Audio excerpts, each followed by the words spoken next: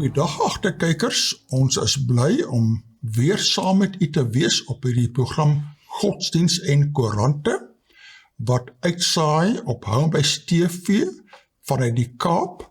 U kan hierdie program kry op streaming of op YouTube of op TV deur middel van 'n decoder.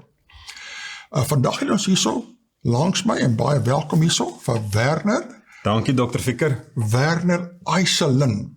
Altyd so mooi van Ficker. Ek dink altyd aan jou pa, wat daar by die Verenigde Nasies, daar ons verteenwoordiger was, jare gelede. Ja.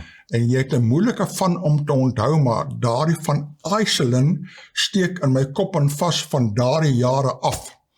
Soos die laat ek jou van nog redelik kan onthou. Dankbaar. Baie bly is hier so op ons program. Ek wil vir kykers sê, Werner sal vir die volgende ruk, hang af hoe lang 'n ruk is, met ons op die program wees. Ons het laas hier gesê, Gippie het getrek. Hy is aan die ander kant Gansbaai op 'n plaas. Jy kan hom gaan besoek. As jy boodskappe vir hom wil stuur vir my, ek sal vir u aanstuur. Maar Werner is nou ons gas, nie ons gas nie, ons mede-aanbieder. Ons mede-aanbieder hierso, ja. 'n groot voorreg om hier te kan wees. Jou taal is beter as myne. Ek is eintlik maar meer in die wiskunde, so jy moet elke keer my taal aanhelp en sovoorts. En jy's die man wat al ons tekste moet voorlees waar nodig, want jy is beter, jy's meer van 'n teoloog as ek. Al die tekste kan ek nie so mooi uit my kop uit onthou nie. Ek sal na dokter toe kom om te help met die wiskunde. Baie dankie. Ja, nee, doodreg.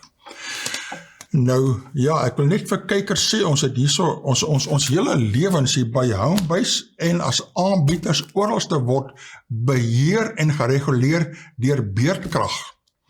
En ons kom nou, as ons kom opnemers maak, moet ons nou altyd mooi kyk, dat ons 'n rukkie voor beerdkrag ophou hier is en moet klaarmaak, partykeer is dit gejaag hier, soos die kykers weet, maar daar is 'n bietjie lig in die tonnel in.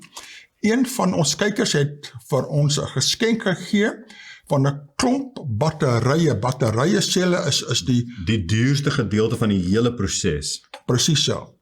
Ons soek dan nog skenkers om die sonpanele op te sit. Ja. En dan gaan Homebase heeltemal af van die grid. Wat is 'n mooi naam vir die grid? Dankie tog. Ons gaan net vir Eskom groet. Ons gaan vir Eskom sê baie dankie en totsiens. Vaarwel. En dan is ons op ons eie. Ja, want soos baie van julle wat klein besighede het, is dit 'n geweldige krisis.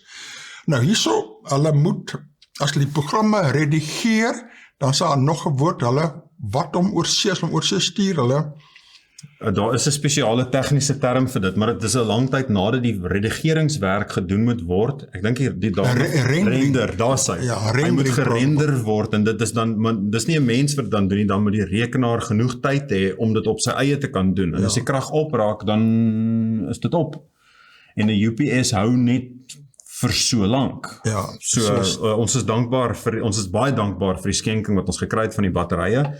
En sonpanele is nou die volgende stadium van die proses, volgende fase, en dan kan ons sonder Eskom klaarkom. Ja, soos as daar mense is wat sonpanele vir ons skenk of betaal daarvoor, baie dankie daarvoor, maar ons ook vir die gereelde bydraes. Jy weet, ons het so baie gereelde bydraes, daar's een goeie ondersteuner daar in Albertinia. Hy was 'n stoomtreindrywer gewees. Ja.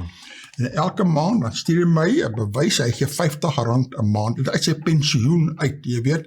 Ons het so baie pensionarisse, en lyk my die pensionarisse is die mense wat die mees gereeld gee. Elkeen gee sy gedeeltetjie daar, maar al die gedeeltetjies stel op. En dit hou die trein aan die loop. Hou die trein aan die loop.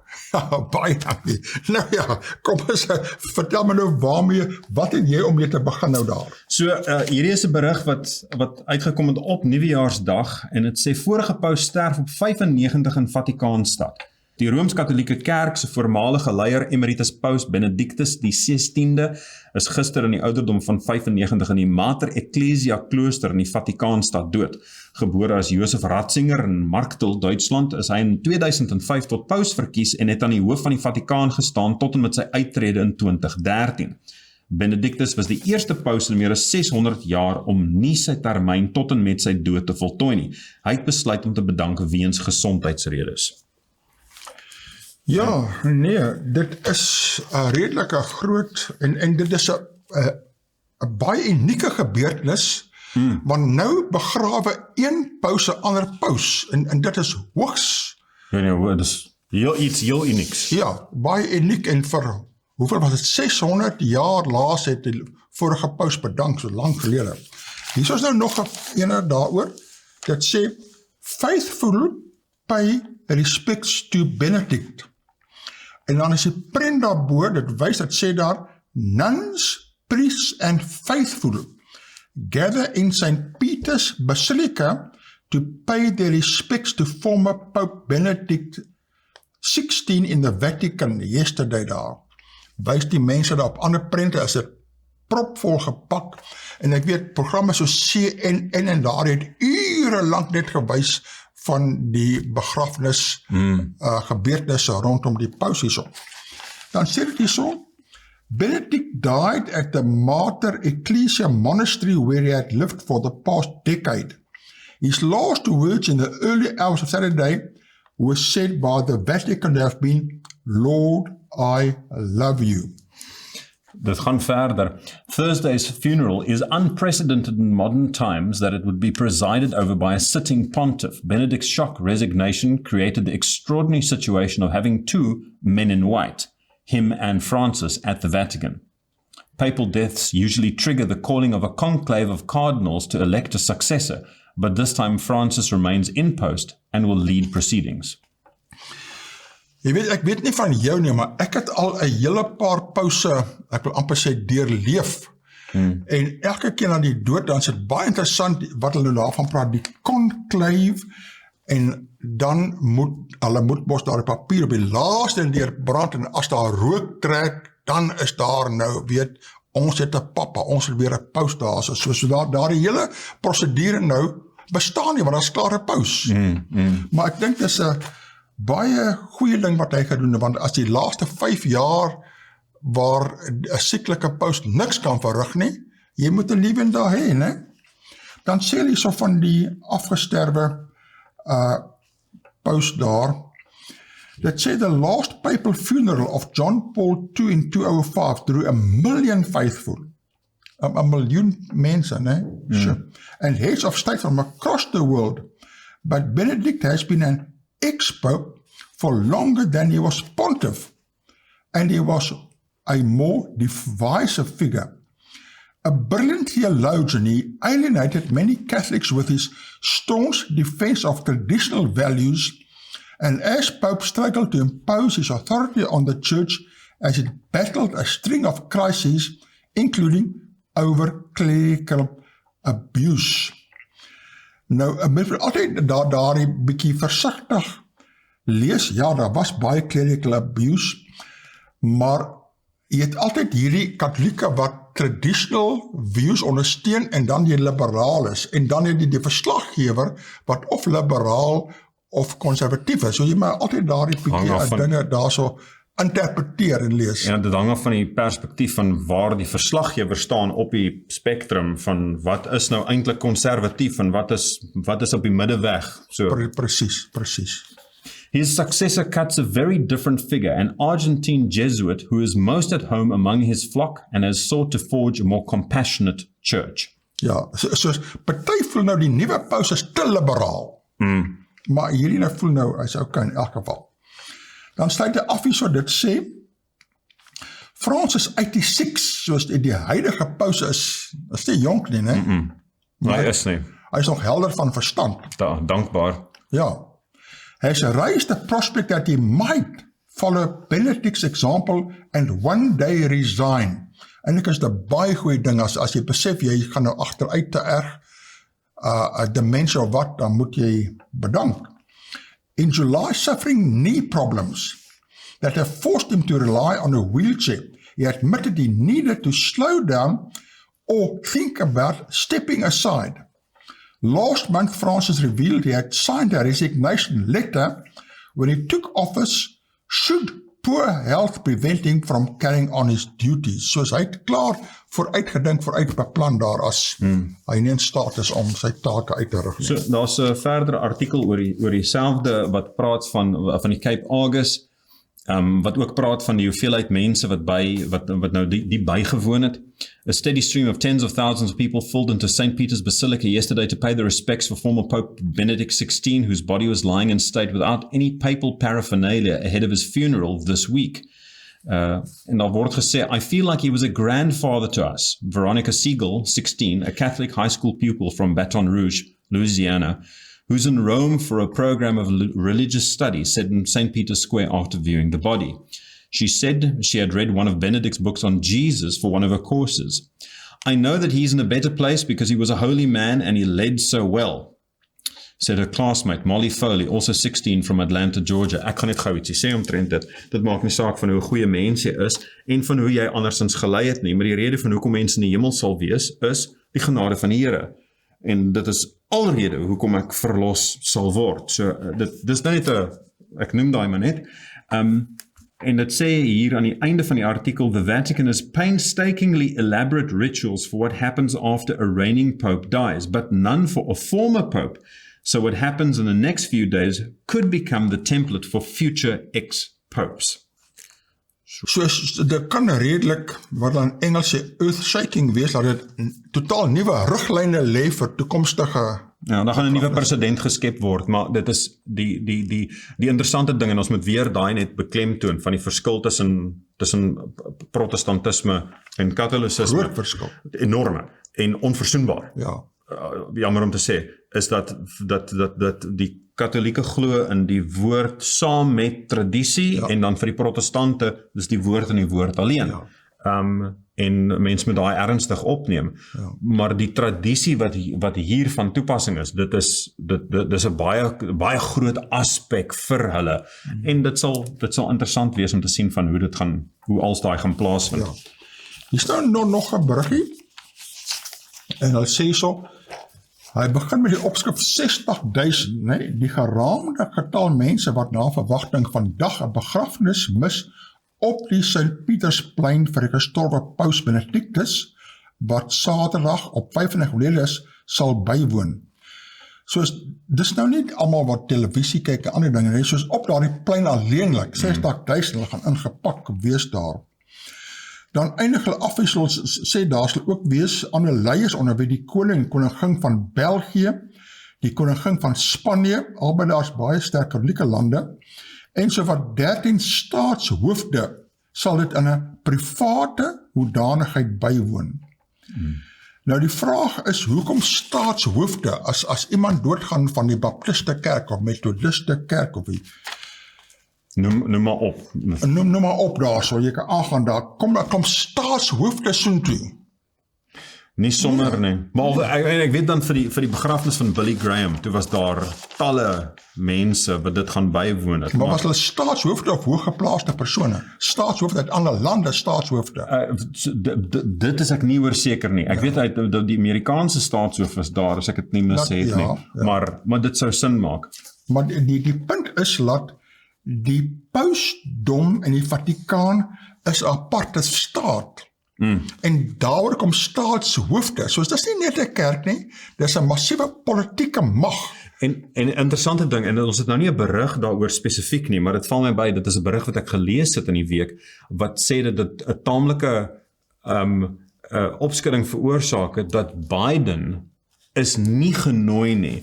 En as 'n staatshoof dan maar word, ek wil net beklemtoon wat dokter sê, is dat die invloed van wat hy het, goeieste groot skande, Biden is nie genooi na die paus se begrafnis nie, al is Biden self 'n katholiek, maar hulle siening het so klein begin, dit wat Biden aanhang en dit wat die katholieke kerk aanhang, en spesifiek dit wat Benedictus aangehang het, verskil van mekaar. Baie.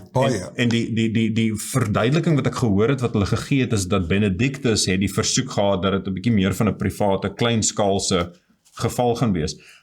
Daar was sele private hoedanig. Ja, 60.000 wat nog steeds vir die begrafnis mis bywoon, dit is nie so privaat nie. Maar die mense wat in is, die staatshoofde wat tel, was daar gewees. Ja. Maar soos jy korrek uitwys, Biden, hy's 'n nominale katholiek, of hy is 'n katholiek, maar hy steun abortus, hy promoveer abortus, en hy promoveer die hele LGBTQ agenda, wat nie katholiek is nie. Korrek, baie sterk. En soos die ding kom pik jy partykeer daar, soos ek weet nie, hy moet liewer sê, hy's nie meer katholiek nie, maar hy moet eintlik eerlik wees en afstap, hy kan nie anti-katholieke beginsels propageer en in werking stel en sê hy's 'n katholiek nie, net eerlik wees, maar wat die interessante ding is, dat dit beklemtoon weer eens is dat die Vatikaan is nie net dis nie net 'n kerk nie, dis 'n land, dis 'n moondheid. Dis 'n land, ook 'n staat, aparte staat, Ja, so dit sou nie dieselfde wees soos wat een of ander drama vind plaas in Engeland en Amerika word nie daarin geken nie. Dit is amper naby daaraan om diplomatiese bande te verbreek. Maar desnietenstaande. Maar 'n verdere stelling wat gemaak was deur die paus, dis nou die huidige een, nie die vorige een nie. Hy sê, kom ons hou 'n nederiger Kersfees. Hierdie berig was nou einde van verlede jaar voor Kersfees gewees. Kom ons hou 'n nederiger Kersfees met meer nederige geskenke en stuur wat ons spaar aan die Oekraïense mense wat dit nodig het. Nou, en dit is 'n belangrike gedagte, want as mens nou dink aan hoe straf die winter gaan wees, -20 is nie ongewoon nie, en dit is bitterlik en baie moeilike omstandighede wat die mense deurgaan. Maar wil ek net gou sommer skakel direk van dit wat ons nou lees, nederiger Kersfees, en hier is 'n baie interessante artikel wat uitgekom het van wat gebeur op Oujaarsaand in 'n nagklub in Kaapstad. Tafel op Oujaarsaand in 'n nagklub. Hier kan jy doen met 1 miljoen. Ja, ek kan ook doen met 1 miljoen. Ja, dis maar so 'n liedjie daar. Ek sou myself met net 6 nulle kon versoen. Ja, ek sou kon doen met 1 miljoen.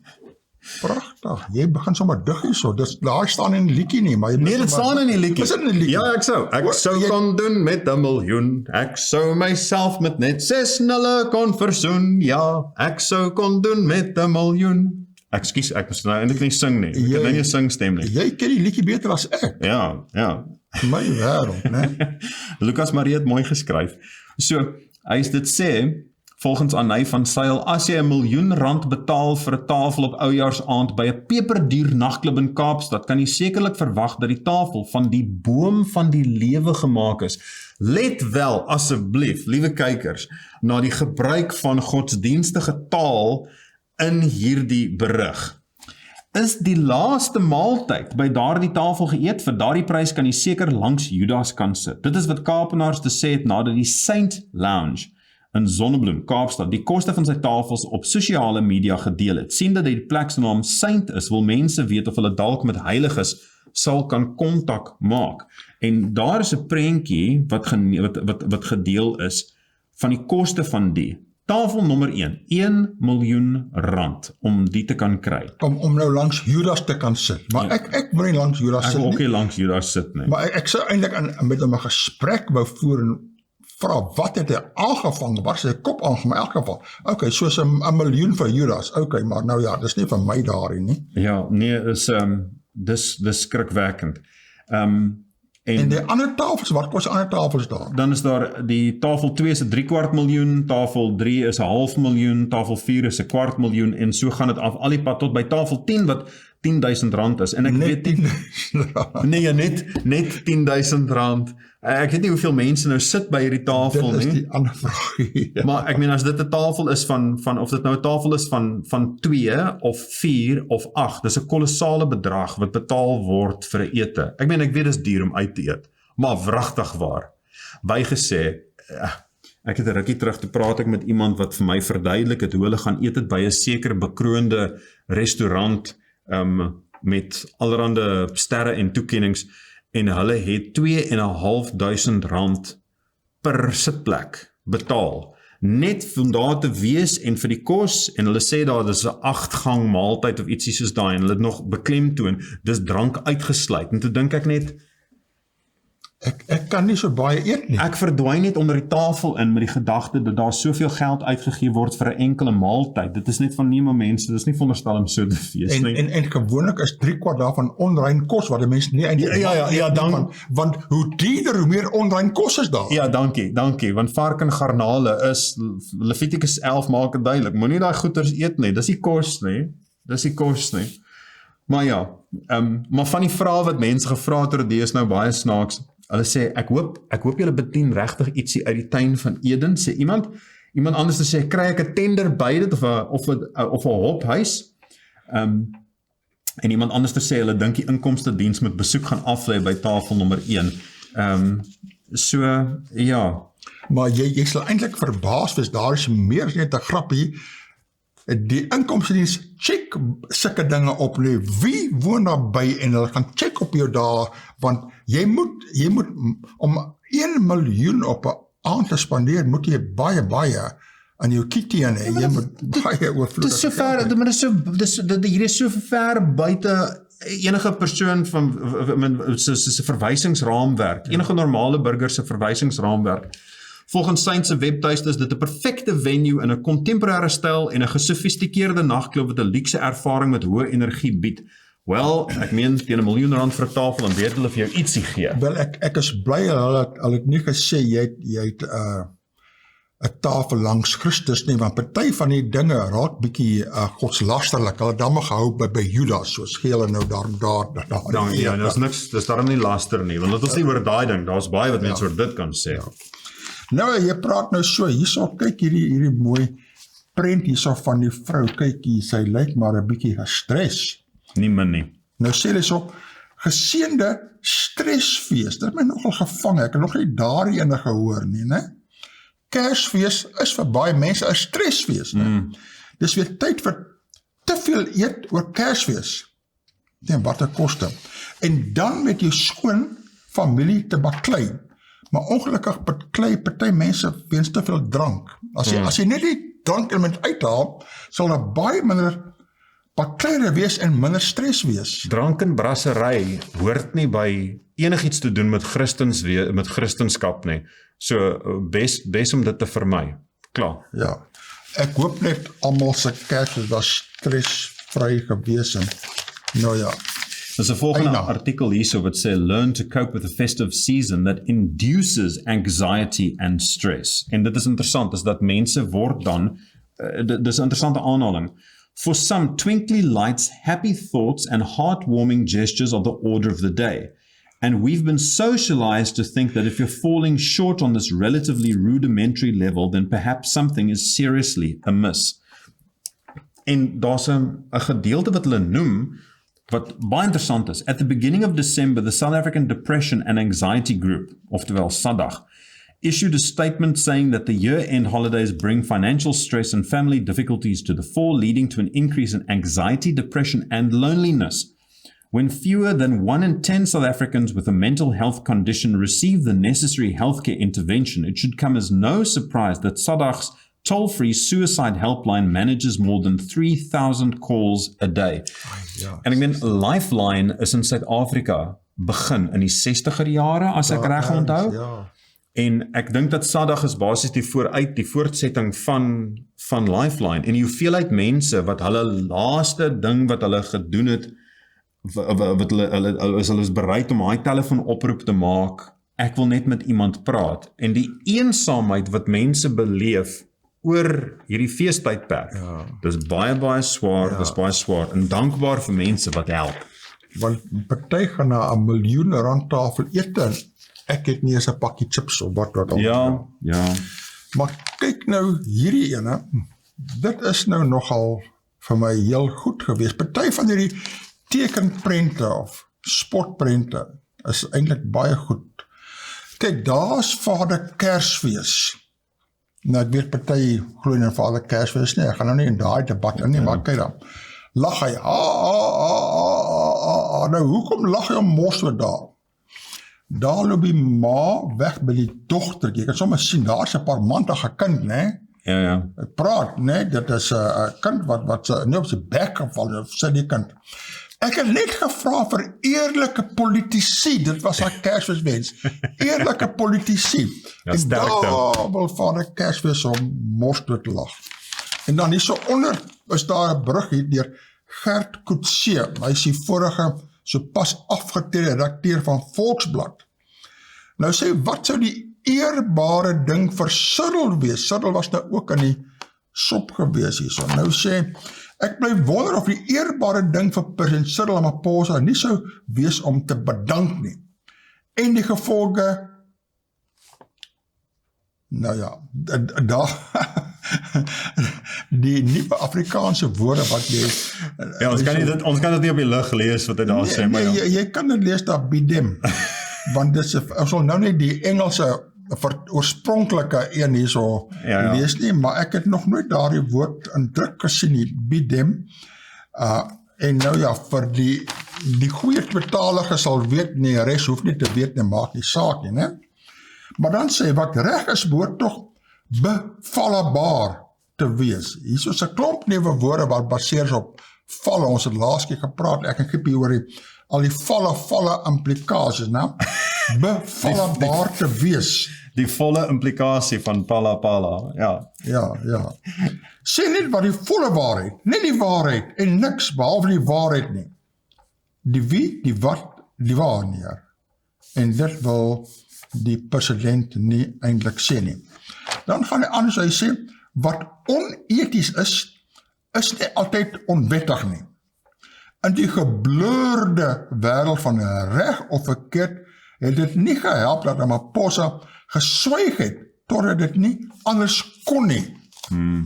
Nou ja, dit is hoekom die mannetjie so lag daar. Nou, ek het 2 artikels hier so kort op mekaar, wat Bekkie Gnomezulu geskryf het, 'n prof in politieke wetenskap by IWK, en hy skryf Rarity of Ethical Leaders. En die subopskrif is Ramaphosa too lacks ethics. Soos daardie Kersfeesvader het nie verniet so gelag nie, soos dit is nie net 'n grappie nie, dit is 'n ernstige ding daar, hierdie brug bevestig dit nou net. Ja, I say noticeably with each leader who ascends to power, ethics tends to slip away. Consequently, the cry for ethical leaders has become louder, while ethical leadership itself has become a rare commodity.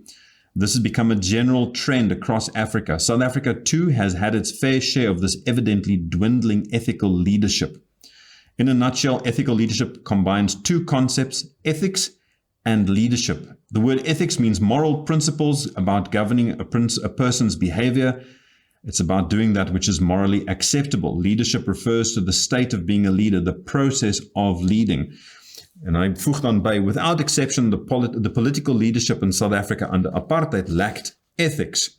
The dawn of democracy in 1994 brought a glimmer of hope that the African political leadership was going to lead in an ethical manner. Things seemed to be going well as Mandela became the first democratically elected president of South Africa. He preached reconciliation, had tea with the widows of his oppressors, and embraced all racial groups.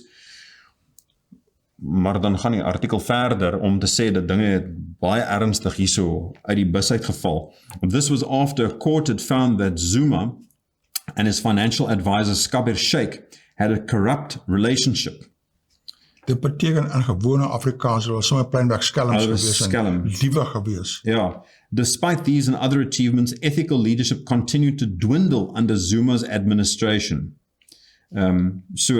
Dis heel wat dan gesê word, maar die punt is dat dit vir 'n leier om eties op te tree is geweldig belangrik. Mens kan nie sonder dit nie. Failure to find ethical leaders in South Africa confirms the view that ethical leadership has become a rare commodity. En dit is ontsettend tragies. Kyk nou, hier is nou weer aan dieselfde ding, en hier is 'n verskriklike belangrike beginsel. Hierso skryf Hein Willemse. Nou as ons onderkyk, nou sê dit daar, Willemse is 'n emeritus professor in letterkunde en teorie aan die Universiteit van Pretoria. En hy sê, hoekom swyg oor etiek? Dis 'n verskriklike belangrike ding om aanhoudend oor te praat.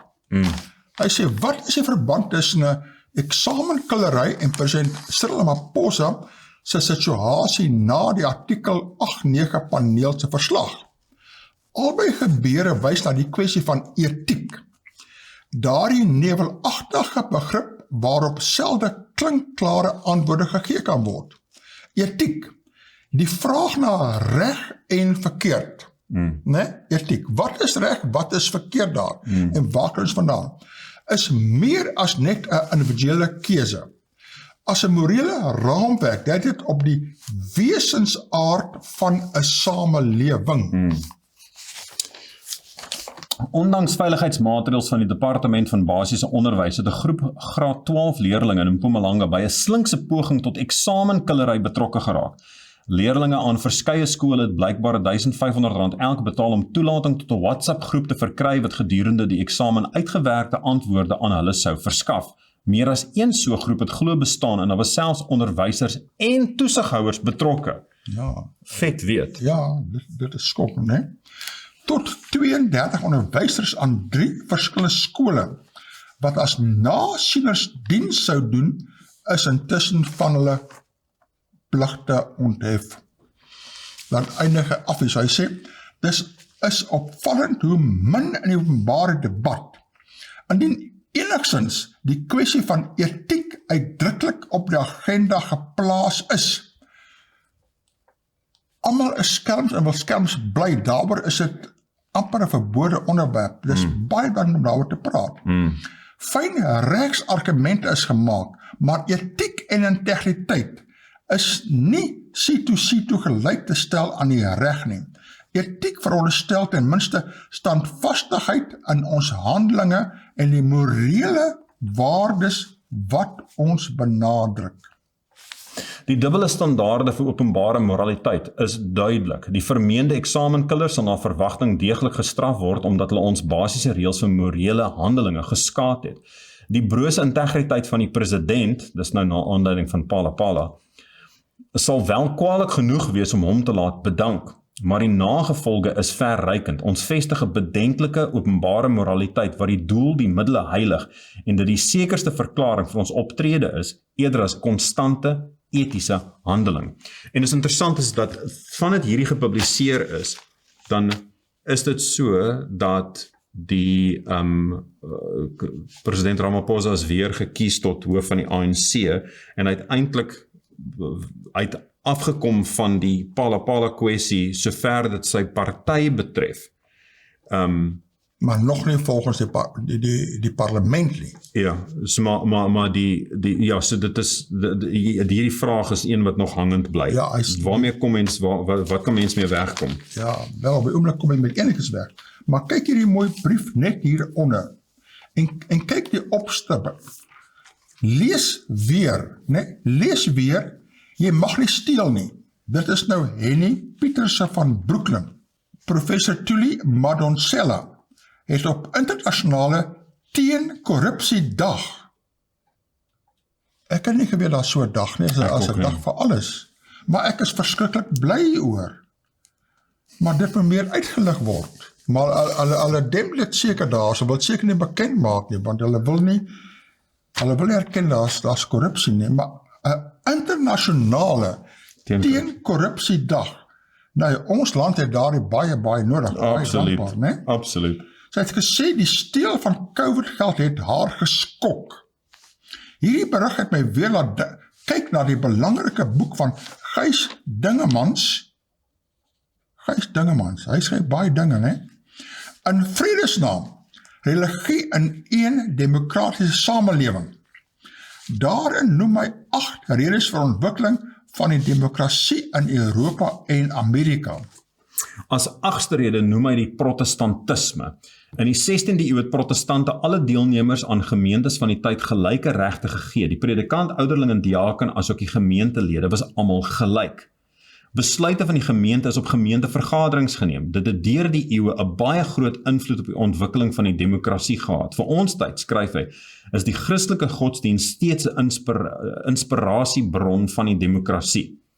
Miskien moet ons by meer geleenthede die 10 gebooie in die liturgie lees, jy mag nie steel nie. Ja, jy weet, my so tragies, toe ek jonk was, het die gereformeerde kerke veral elke Sondag die 10 gebooie gelees. Nou is dit amper glad nie meer die geval nie. Nou is jy wetties as jy die 10 gebooie lees, maar daar is 'n groot verskil tussen wetties en wetsgehoorsaam. Jy moet wetsgehoorsaam wees en nie wetties nie. Maar as jy nie die wet nooit hoor nie, nou ja, die 10 gebooie moet in elke staatsdepartement opgeplak wees. Dis die mees elementêre beginsels vir moraliteit. Nou, as ek nie 'n spieël het nie, dan gaan ek nooit weet my gesig is vuil nie. Ja.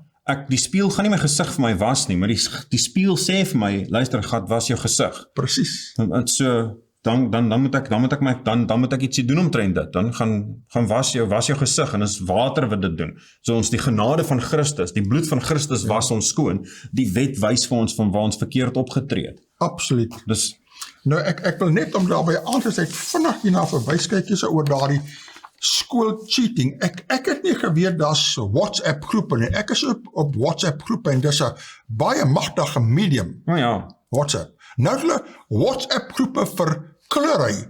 So gesofistikeerd is hulle met die moderne tegnologie. Kyk eens op. Pupils flock to row to varsity cheat schools. Daar's nou cheat schools al, né? Wat dis die row to varsity, kom hierheen, jy kry matriek vrystelling, jy moet sy toe gaan, want ons is ingestel met die media to be unethical, immoral. Sê, of the schools, 1,005 pupils, 5 to 5 were in grade 12 this year, despite only 243 pupils being in grade 11 last year. Most came from Tsanin and Palabora. Almal gaan, want hulle weet, hier is 'n cheating school, né? Marijuana is among several schools in the province being probed after the discovery of a WhatsApp group, Road to Varsity is a WhatsApp group, which pupils allegedly had to pay teachers to join. Hulle betaal onderwysers. And on which answers to questions were posted while exams were in session. Hoogs sofistikeerd, né? Dis 'n baie skokkende ding wat daar gebeur. Dat hulle op daai manier met mekaar, die skelm sake gaan net voort. Ai. Hier's nog enetjie, WhatsApp matric cheating racket exposed, né?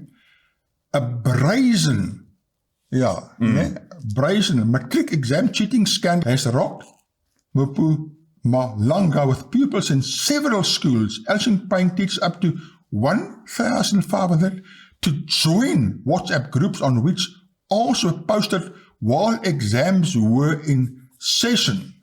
Nou ja, en dan die laaste enetjie hierso. Ek het net 'n vinnige kommentaar van daai. Dis onderwysers wat besig is om dit te doen. Jy lyk my, jy word uit die stoel uitgeskok amper hierso. Nee, maar dis 'n onderwyser wat hy word betaal om vir die kinders te leer. En hy word betaal om bedrog te pleeg. Nou vra hy vir daai ook. Dit is die skokkende stand van sake met die korrupsie, dat as mens byvoorbeeld as mens bouplanne wil laat goedkeur, dan moet daar altyd geld wees wat saamgaan met ding, anders kan ons vergeet dat die bouplanne goedgekeur word, maar die persoon word betaal om dit te doen. Dis skokkend, dit is 'n leenspil. En dan die laaste enetjie soos sê, op Facebook, meer as 1000 in 6 provinsies betrek by eksamen skandaal, en daar's al die kommentare daar, maar oor 6, het is eintlik landwyd, hoeveel provinsies is daar? 9, oor 6 van hulle. Ons bly aan hierso 'n kouse provinsie of wat of.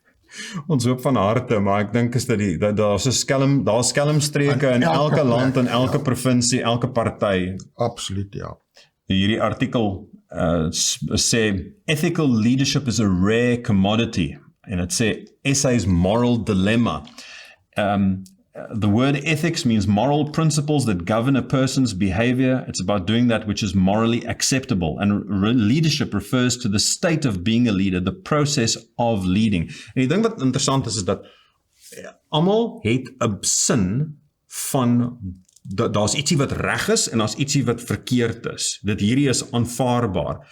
Terwyl dit aanvaarbaar is dat en ek meen daar's gebruike wat verskil tussen mense. In sommige kulture dan sal hulle sê dat dit goed is om meer as een vrou te hê. Maar in geen kultuur dan is dit aanvaarbaar dat enige man kan sommer enige vrou vat nie. Nêrens is dit so nie. So daar is 'n sin van reg en verkeerd wat buite ons staan, onafhanklik van die kultuur wat ons onsself in bevind. Maar die enigste ware maatstaf vir wat sedelik aanvaarbaar is die woord van God. Dis die Here wat vir ons sê, dis reg, dis verkeerd, want bedrieglik is die hart bo alle dinge. Wie kan dit ken? Sê die woord ook vir ons. Ons eie, die kompas van dit wat vir ons lus is en goed, dit werk nie. As ons nou kyk hierso na die onderwysers wat besig is om kinders te melk, ten einde net meer geld te maak. Dit is heeltemal onaanvaarbaar. En mense hoor dit, sê, dis verkeerd. En dit werk tot hulle gevang word. Maar dan tog, ek weet nie heeltemal hoe mense slaap in die nag met daai nie. Dis baie beter as mense net doen dit wat reg is, soos die woord vir ons leer. Kyk hierso nou, né? Ja. Ek dink ons het al gelees ons is eintlik die bedrog hoofstad van die wêreld om te kyk hierso. Only 1 out of 221 SASSA fraudsters dismissed. Goeiste. Officials investigated for looting 350 rand social relief distress grants. Of the more than 200 SASSA officials who fraudulently accessed the SRD grants, only one has been dismissed, and the majority are still employed, Social Development Minister Landiwe Susu told MPs. She said 221 officials were investigated for double dipping into 350 organ funds.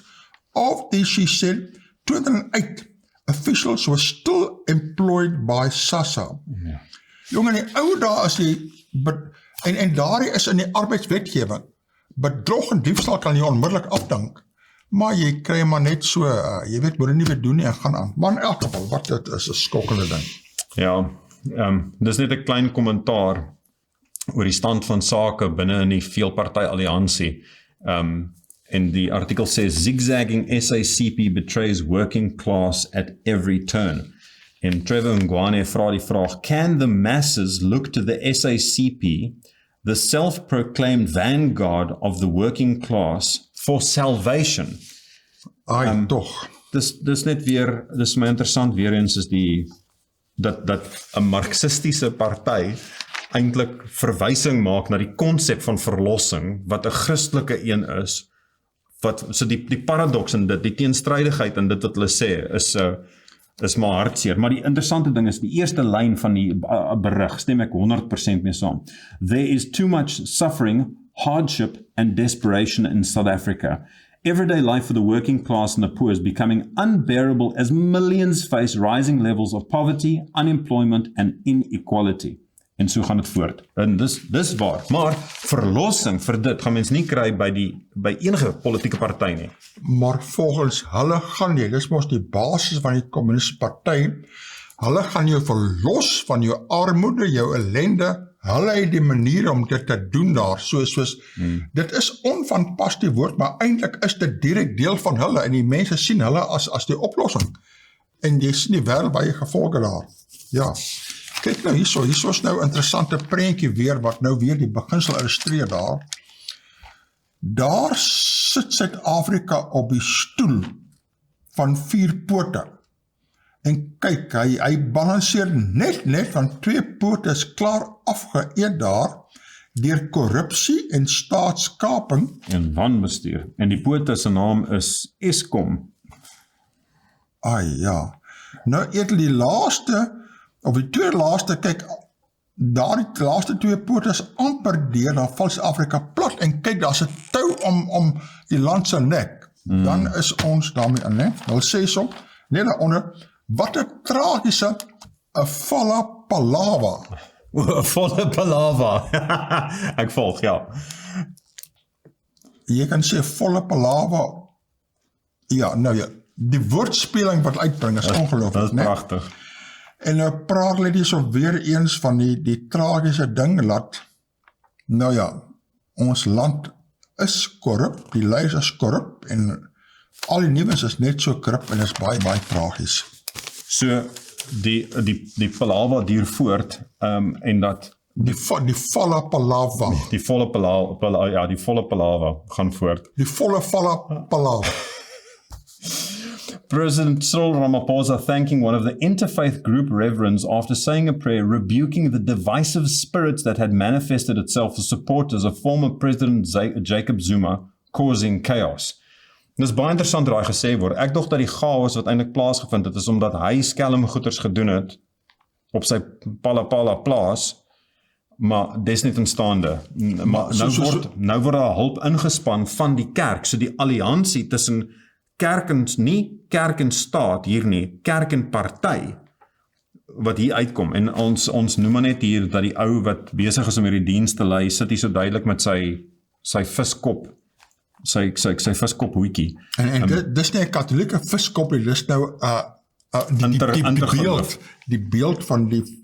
Maar dis intergeloof, dit is nie spesifiek, dis nie, wie weet eintlik van waar hulle nou inpas, maar die ding wat vir my sê dat dit nie christelik is as sodanig, kom uit die uit. Cyril lê kranse vir vorige leiers van die ANC. Die beendere in die grafte van mense soos eerwaarde ZR Magabane en James Moroka, voorheen presidente van die ANC, moet die pad vorentoe aanwys, het president Cyril Ramaphosa gister in Kroonstad in die Vrystaat gesê. Ramaphosa, Fikile Mbalula, sekretaris-generaal van die party en nog ander ANC-leiers het gister die grafte van gestorwe ANC-leiers in die Vrystaat besoek. Die besoek kom op die vooraand van die ANC se viering van sy 111de bestaanjaar Sondag in Bloemfontein. Dis nou Sondag wat verby is. Die besoeke aan die grafte is deel van die hernuwing van die ANC, sodat die beendere weer lewend kan word en die pad vorentoe kan aandui. Hy sê, om gestorwenes te vereer is deel van die ANC se kultuur. So, ja, en dis 'n punt wat duidelik is dat om dankbaar te wees vir mense voorsate is, geen probleem. Om hulle te raadpleeg, ons kan nie praat met afgestorwenes nie, dis nie christelik nie, maar dis interessant is dat hierdie etiese dilemma wat ons nou van gepraat het, nou word die kerk ingespan om hulle deur hierdie ding te trek. En daar's baie wat ons daaromtrent kan sê, maar dit sal met oorstaan tot 'n toekomstige geleentheid. Soos dit lei jou eintlik na afgestorwe geeste en spiritisme. Dit is hoe spiritisme als gaan inkom en oorheers. Ja. Kyk nou hierdie enetjie, wat nou mooi daarby pas. Ramaphosa se pelgrimstog. Ja. Pelgrimstog, né? Cyril lê, waarheen gaan sy pelgrimstog toe? Cyril lê besoek af by grafte. Beendere van gestorwe leiers moet ANC weer op koers kry. Is dit nie 'n opening hierdie vir spiritisme direk nie? Baie beslis. Gestorwe leiers en hulle beendere, dan sê die beendere van grafte soos mense die waarde Magabane en James Moroka, voorheen presidente van die ANC, moet vir ons die pad vorentoe aanwys, het ek gesê by Kroonstad, soos jy daar genoem het daar. Nee? En dan sê hy so, presies, hy sê om gestorwenes te vereer is deel van die ANC se kultuur, maar dat is een ding om voorgeslag te respekteer, maar hierdie gaan nou direk in spiritisme aan, en dit raak uiters gevaarlik. As hulle die pad dan wys vorentoe, dan sê van, nee, dit is baie gevaarlik. Maar ietsie anders wat geweldig gevaarlik is dat daar's 'n berig hierso oor die jaaroorsigh van alles wat gebeur het, en dan dit praat van Pala, dit praat van Koning Elisabeth en van beerdkrag en die Sondekommissie en al die klas en goeders. En die oorlog in Oekraïne is een wat baie beslis, ek dink die nuusgebeure van die jaar wat verby is oorheers het. En aanhoudend, elke dag sien jy dit in die TV en al die plekke daar. En is baie interessante ding wat nou gebeur het. En dit is hierdie artikel, en hierdie was nou juist, het ek nou net vanoggend voordat ons hierin gekom het om die opname, toe het ek die ding gekry, wat sê, the Ukraine rejects Putin's 36-hour ceasefire for Orthodox Christmas. Kyiv says Moscow's declaration of a truce after Russian President cited appeal from the patriarch is hypocrisy. The Ukraine has rejected an announcement by Vladimir Putin of a 36-hour ceasefire to mark Orthodox Christmas, saying there will be no truce until Russia removes its invading forces from occupied land. Want dit is nou, hierdie naweek, terwyl julle kyk na hierdie opname, dit is die ortodokse datum vir Kersfees, en hulle het nou gevra vir 'n 7 Januarie. 6 tot 7 Januarie, ja. The Kremlin said Putin had ordered his defense minister Sergei Shoigu to introduce a temporary ceasefire along the entire line of contact in Ukraine for Orthodox Christmas from midday on Friday to midnight on Saturday. Midday, so dit is 'n dag en 'n half interessant, né? Ja. Interessant. Dit is nie 24 uur nie, dis eintlik 24 uur plus 36 uur, né? Ja.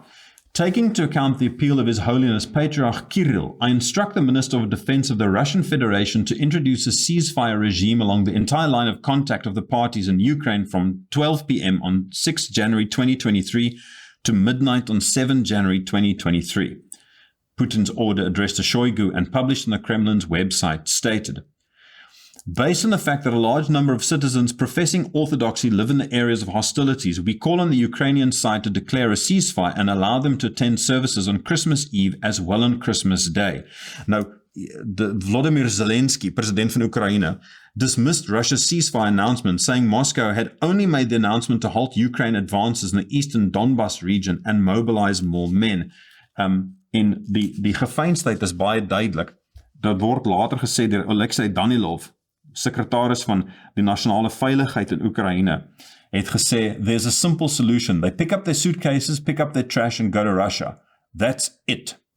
Separately, he tweeted, what does a bunch of little Kremlin devils have to do with the Christian holiday of Christmas? Who will believe an abomination that kills children, shells maternity homes and tortures prisoners? En dit is baie interessant, is dat Rusland was vry om te bom en aan te gaan soos wat hulle wou gehad het vroeër, en nou ewe skielik, nee, maar nou kruip ons agter die weg, agter die oënskynlike Christelikheid van die ding. Die draai wat plaasvind is skokkend, maar iets wat interessant is, wat al op 'n vorige stadium beklemtoon is, ook genoem is op hierdie program, is dat die Oekraïense kerk, ortodokse kerk, het hulle self verwyder van onder Moskou en hulle staan nou onder Konstantinopel, Istanbul, het hulle gesê, hulle wil onder daai patriarg wees en hulle weier Rusland heeltemal. En daai self is, dit wys van hoe belangrik is godsdiens onderliggend aan hierdie hele sieninge en twispunt. En dat Putin so sterk voel omtrent hierdie storie, dat sy patriarg, van die ekwivalent van die paus van die ooste, as ons soos dit kan sê, hy sê, luister, ons moet 'n skietstilstand hê op daai stadium, en Putin sê, okay, nee goed, hy spring, hy sal dit saam gaan doen. Dus, dit dui enerzijds moontlik die hoe sterk die godsdiens eintlik is, binne wat selfs 'n kommunistiese land is, of andersins, dis net 'n rookskerm om politieke bedoelings te kan deurvoer, en ons kan dieselfde sê op grond van dit, wat ons vroeër gelees het, die Palapala bom ontplof, en kort daarna, dan kry ons hierso godsdienstleiers om ons te help deur hierdie hele storie, en hier het ons 'n politieke motief, en dan kry ons net gou ons het 'n politieke motief, en dan kry ons kerklui om nou vir ons geloofwaardigheid te gee in dit. En ons soveel geleenthede in die geskiedenis waar kerklui, en ons baie wat ons hieroor kan sê, ons kan dit nie nou inpas in die program in hierdie tyd nie, maar baie kere wanneer kerklui die belangrike deurslag gegee het vir die werk wat gedoen moet word binne in 'n land. Maar hierdie is net skelm, dit is net misbruik. Maar jy weet wat baie interessant is, en ek het dit op TV gesien, ek het nou nie 'n koerant berig daaroor nie, maar daar's hierdie twist tussen die Oekraïense ortodokse kerk en die Russiese ortodokse kerk, en hierdie jaar het die Oekraïense leier van die ortodokse kerk gesê, hulle kan nou Kersfees hou op die 25ste. Ja. En dis nou nog 'n klap in die gesig van die Russiese kurrel daarvan, hulle hou dit op die 7de. Hulle volg nie die Gregoriese kalender nie, maar die Juliaanse kalender. Dit is reg, ja. Soos hulle maak het nog meer los, en hulle gaan nou meer na die tradisionele Christelik, alwel dit verkeerd baseer is daar, maar selfs daar is daar nou nog 'n twist, en ek dink hy probeer daar nou nog 'n meer punt maak, hulle is nou hulle moet gesien word as nou die korrekte ortodokse kerk, want hulle hou nou die korrekte dag van 6-7 Januarie en die ander raak nou verval meer in die verkeerde dag van 25. So dit is 'n groot implikasie daai ding, soos hier's groot onderliggende dinge by die politiek, maar soos jy sê, dat die leiers, selfs Hitler het die paus gaan besoek, né? En Hitler was 'n baie nominale katoliek, maar na die paus besoek het, jy weet, nou kan hy weer sy dinge doen daar, soos, is baie gevaarlik hierdie kerk-staat konneksie. Baie sterk, baie gevaarlik. Nou weet jy wat my nog baie interessant was, jy praat so oor hierdie oorlog daar, in Rusland, kyk hierso, selfone kry die skuld vir aanval, nie? Russiese dodetal nou al op 89. Soldate se selfoon gebruik kry die skuld vir die dodelike Oekraïense missielaanval waarin 89 dienspligtiges volgens Russiese regering gesterf het. 'n Aanpassing van die vorige bedrag. Die aanval was Nuwejaarsaand, nee, die dodelikste enkele aanval sedert die begin van die oorlog. Dan sê hulle so, hoewel 'n ondersoek van stapel gestuur is, het die ministerie gesê dat die hoofrede vir die aanval is die massagebruik van selfone deur dienspligtiges wat nie toegelaat word nie. Hierdie faktor het die vyand in staat gestel om die koördinate van die soldate se ligging vir 'n missielaanval vas te stel, sê die ministerie in 'n verklaring. Soos die hele aard van oorlog het drasties verander. In die ou dae moes jy met 'n geweer skiet, voor dit nog met pyle en geweer, en toe was daar tanks, en toe missiele, maar nou kan jy as gevolg van selfone 'n persoon se posisie bepaal, waar daar baie oproepe is, en jy stuur net 'n missiel deur soontoe, of nou is dit 'n drone. Wat is 'n drone in Afrika? Hommeltuig. 'n hommeltuig. Jy stuur hommeltuie oor wat missiele of bomme laat val daar, so die hele aard. Of dis 'n kamikaze hommeltuig wat self net vol sonder mense. Ek meen alle hommeltuie is sonder dit, maar as ek sê kamikaze, dan meen ek dat hy's gemaak om vernietig te word. Dit is jy vlieg hom, dis soos 'n missiel wat mens vlieg. Dis 'n hommeltuig vol plofstof. Zzz, boom. Nee, dit is maar kom ons wees duidelik.